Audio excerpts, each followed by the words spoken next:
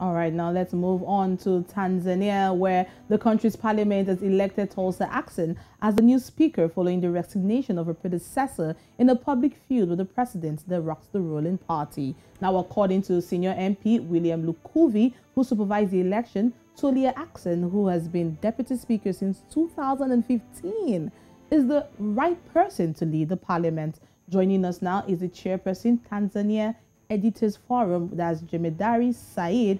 It's so good to have you, Said. It's good to have you join us on the program. Now, let's look at Tulsa Ackson. Now, she has been elected new Speaker of Parliament following Job Ndugai's resignation on January the 6th. But what do we know about the new Speaker, that's Tulsa Ackson, who beat 8 other opposition candidates to emerge as Speaker? Now, we have Joe that is in joining us this morning all the way from Tanzania. Oh, thank you very much for inviting me. And my name is pronounced Deodatus Balile. All right. Thank you so much. Go ahead. Deodatus Balile. I really appreciate that you've taken the efforts to make sure that you reach us here in Tanzania. And your question is all about Tulsa Ackson's position towards opposition parties and how best she's going to manage the parliament. Looking at what she has done, because she was the deputy speaker from the year 2010, and she has been running the parliamentary sessions. There are rules which are guiding the parliament proceedings. So there is nothing she can do in her will. She will have to follow the rules and the procedures which are guiding the parliament, our parliamentary sessions, and there is nothing to worry. Only that people were concerned that she would lean so much towards the ruling party, and by so doing,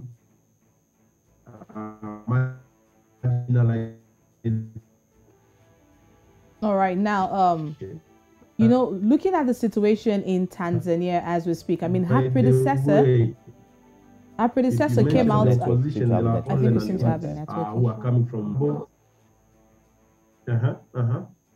All right, now. Came out in the.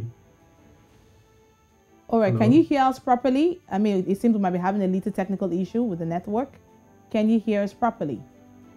Now I can hear you. All right, go ahead. All right, go ahead, please. Yeah, I was saying that we should not expect too much from the opposition, because in total, they are less than 20 from the opposition parties. And the way they found their way into the August House is questionable. So, frankly speaking, it's a single party parliament, so to put it. She will be running the show, and she has said it clearly that she won't fight the government like her predecessor, who tried to question the government trend in borrowing from abroad. So we don't expect so much, instead of accepting guiding the debates in the chamber and whatsoever, but nothing to say she will hold so much the government or place it in whatever way. All right, now, Deodatus, I mean, looking at what the predecessor came out to say, he came out to criticize the government, and the exact phrase he used, he said the Tanzanian government seemed to be walking around with a begging bowl.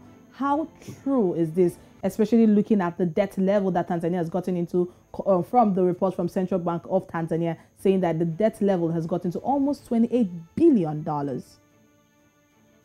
Yeah, it's true. The debt has risen to 28 billion US dollar, and looking at the trend, it's a kind of what the president said. There was a pressure apart from pressing the government demanding for less borrowing, because if you look at the fifth phase government, it's the government which borrowed largely compared to other phases. But the speaker was there, said nothing. But as you all know, that there is no way you can raise good money to set up the infrastructure, to give social services without having a loan, at least to invest as a seed money.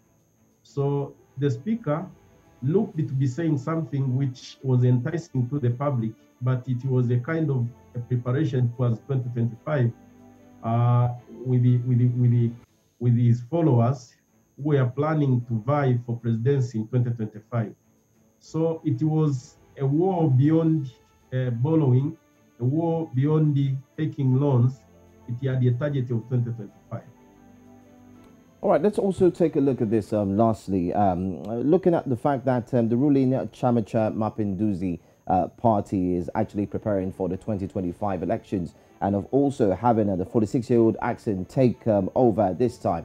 Do you think there are possibilities that she will be able to ensure clean house, let's put it that way, clean house, and get the party ready ahead of time? The line is fading. The line is fading. All right, so I'm going to take that question again. Looking at the fact that the elections are fast approaching in 2025, and do you see the appointment of Ackson, who comes to clean house? Do you think she'll be able to do that, especially for the Chama cha Mapinduzi party? Ackson being appointed to which position now? Looking at the fact that she has actually been appointed to take over, looking at the fact that the party ahead of the elections in 2025, do you think they will be ready ahead of 2025? Actually, she has not been appointed. She has been elected the Speaker of the National Assembly. And we have a system where we have the Parliament, we have the Executive, and we have the Judiciary. So Tulia Ackson will be heading the Parliament, and she is set to be re-elected in 2025 if the ruling party consents.